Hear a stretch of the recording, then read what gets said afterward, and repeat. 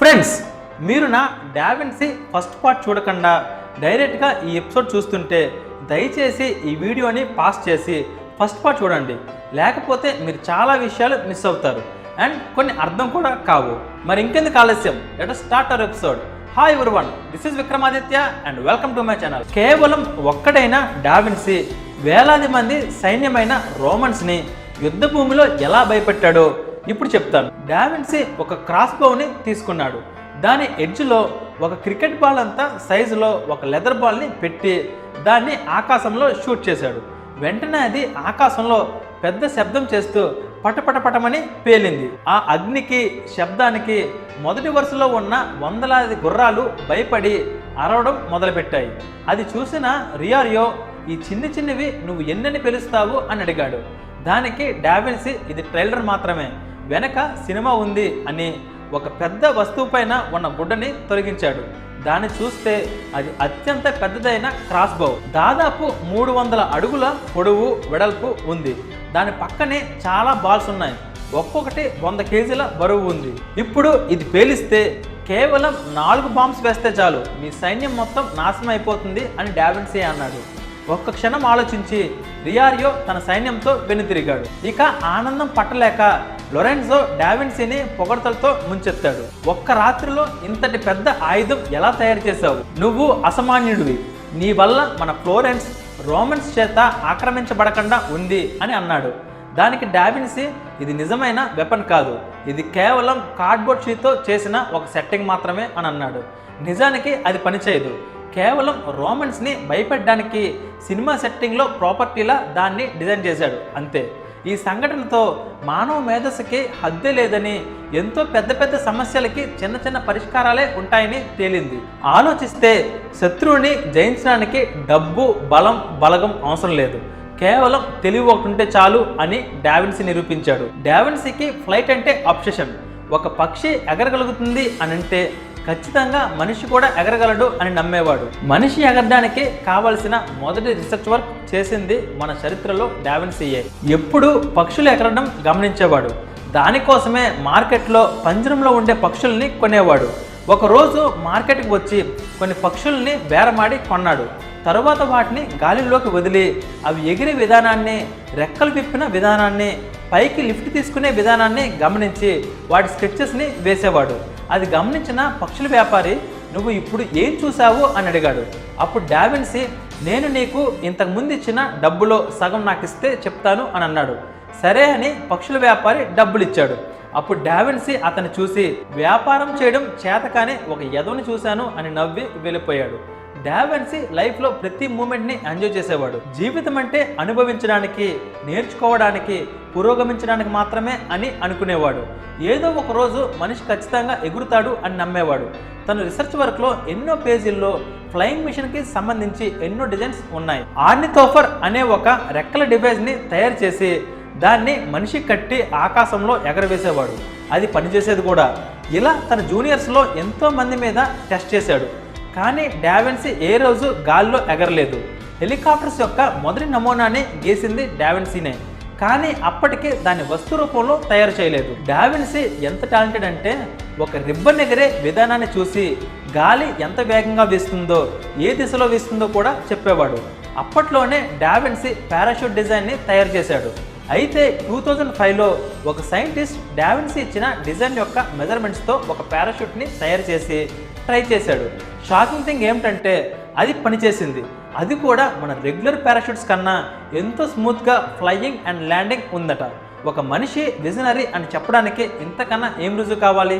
అసలు ఎక్స్పెరిమెంట్ చేయకుండా కేవలం తన బ్రెయిన్లోనే ఊహించి ఇలా చేస్తే అలా పనిచేస్తుంది అని పర్ఫెక్ట్గా ఊహించగలిగాడు అని అంటే అతను ఎంత తెలివైన వాడు అయి ఉండాలో మీరే ఆలోచించండి. ఫ్రెండ్స్, ఒక మోస్ట్ ఇంట్రెస్టింగ్ కథ చదివితే చాలు, అది ఒక మంచి జీవితాన్నే మార్చేస్తుందంటే మీరు నమ్ముతారా? కేవలం ఆ కథ మీ పిల్లలకి చదివి వినిపిస్తే చాలు, వాళ్ళ జీవితానికి కావాల్సిన విలువలు నేర్చుకుంటారు అంటే మీరు నమ్ముతారా?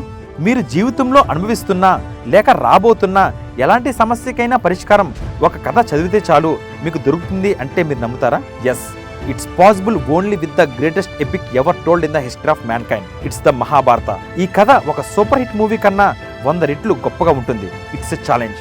విక్రమాదిత్య మాటలో రాసిన మహాభారతం పూర్తి కథ 2 భాగాలలో పుస్తకం ఇంకా ఈబుక్ రూపంలో అమెజాన్ ఇంకా 43 ఆన్లైన్ స్టోర్స్లో దొరుకుతుంది. ఈ పుస్తకం ప్రపంచవ్యాప్తంగా 54 భాషల్లో దొరుకుతుంది. లింక్స్ ఈ వీడియో కింద డిస్క్రిప్షన్లో ఇచ్చాను, వెంటనే ఆర్డర్ చేయండి. ఎందుకంటే ఇది కేవలం ఒక పుస్తకం మాత్రమే కాదు, ఇది నీ జీవితానికి కావాల్సిన గ్రంథాలయం. చాలా మందికి డావిన్సీ అంటే ఒక ఆర్టిస్ట్గానే తెలుసు, కానీ డావిన్సీ ఒక engineer, doctor, botanist, architect, mathematician, writer, anatomist, geologist, inventor and chronicler of science. మనుషుల్లో సకల కళావల్లభుడు అని ఎవరినైనా పిలవాలి అని అంటే అందుకు ఒకే ఒక డావిన్సీ మాత్రమే సరైనడు.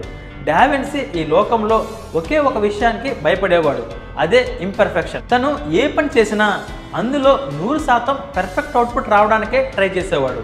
అలా చేయలేనేమో అని ఎప్పుడు భయపడుతూనే ఉండేవాడు. తనకు నచ్చినది మాత్రమే చేసేవాడు. నచ్చనది ఎవరు ఎంత డబ్బు ఇస్తానన్నా ఎన్ని ఆశలు పెట్టినా లొంగేవాడు కాదు. డావిన్సీని కలవక ముందు ఎవరైనా అతని గురించి వింటే ఖచ్చితంగా వాడు పిచ్చోడు అనేవారు. కలిసిన తర్వాత తన పనితీరు చూశాక చాలా నమ్మేవారు. కొన్ని రోజులు తనతో ప్రయాణం చేస్తే ఎవరైనా తనని ప్రేమించేవారు. తన యాటిట్యూడ్ని అందరూ ఎప్పుడు ఇష్టపడేవారు. డావిన్సీ ఏం తయారు చేసినా దానికి సంబంధించిన డిజైన్స్, స్కెచెస్ అన్నీ కోడెడ్ లాంగ్వేజెస్లో రాసేవాడు. అలాగే వాటిని తను స్పెషల్గా తయారు చేసిన బాక్స్లోనే పెట్టేవాడు. ఆ బాక్స్కి తాళం ఉండేది కాదు, కానీ ఎవరు వాటిని ఓపెన్ చేయలేరు.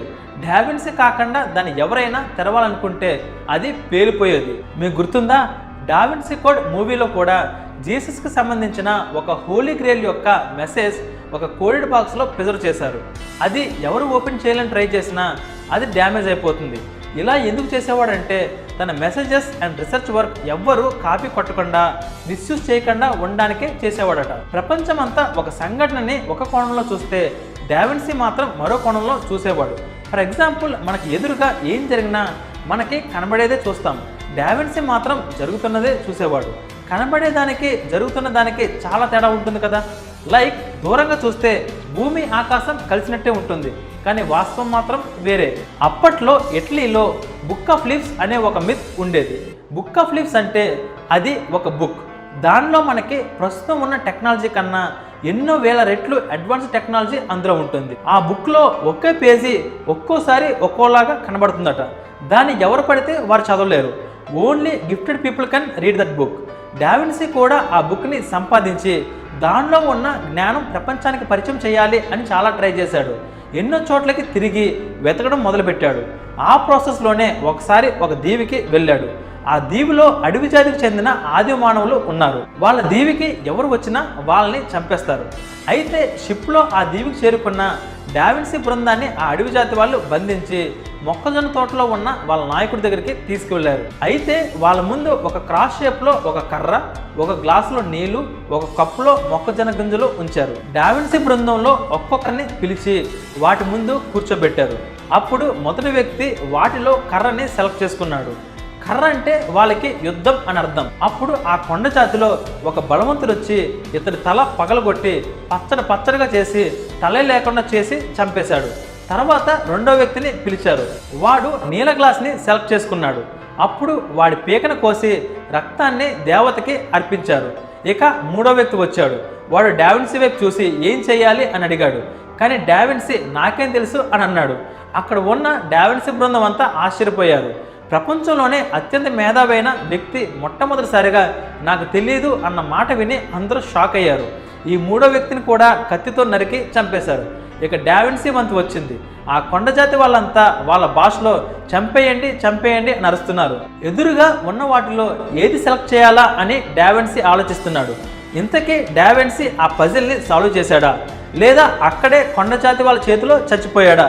ఫ్రెండ్స్, నెక్స్ట్ ఎపిసోడ్లో కంటెంట్ వేరే లెవెల్లో ఉంటుంది. Don't miss it. నేను రాసిన మహాభారత పుస్తకాన్ని ఇప్పుడే ఆర్డర్ చేయండి.